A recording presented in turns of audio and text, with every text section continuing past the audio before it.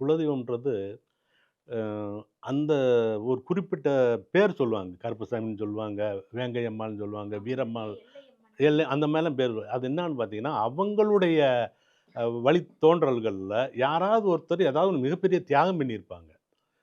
நெருப்புலயே எரிஞ்சதா சொல்லுவாங்க. சரிங்களா? அதே மாரி ஒரு பெரிய ஒரு கொள்ள கூட்டத்தவே மடக்குனாரு. தனி ஆளா இருந்து பார்த்தாரு. அவர சாமியா கும்பிடுவோம். இப்படிலாம் கொண்டு போயிருப்பாங்க.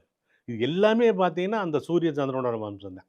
அதனால திரும்ப திரும்ப நான் சொல்றேன், நம்ம சூரியனும், சந்திரனையும் முறையா வழிபட்டுட்டு, அம்மா, அப்பாவ கவனிச்சாவே குலதெய்வத்த முழுமையா நம்ப பேணி பாதுகாத்தா தான் அர்த்தம். இந்த குலம்ன்ற வார்த்தை நம்ம உடம்புக்குள்ளயே இருக்கு. சரிங்களா? இந்த குலதெய்வம்ன்ற அந்த குலம்னு ஒரு வார்த்தை சொல்றோம் பார்த்தீங்களா? அந்த குலம்ன்றது விருச்சக ராசியில இருக்கு. சரிங்களா? இந்த விருச்சக ராசி ஏன் சொல்றேன்னு பார்த்தீங்கன்னா, அதுக்கு குறியீடு பார்த்தீங்கன்னா, நீர் தத்துவமா வரும். நிலையா ஒரே இடத்துல இருக்கக்கூடிய விருச்சகம்ன்றது திறநீர் கொஞ்சம் ஹைடெக்கா இருக்கும். அப்ப நம்ம உடம்புக்குள்ள வந்து மூலாதாரம்னு ஒரு பகுதி இருக்கு.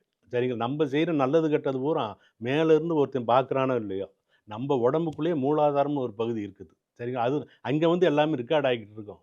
கரெக்ட்டா அது வந்து சாட்சியா இருந்து நாளைக்கு நமக்கு உதவி செய்யும்.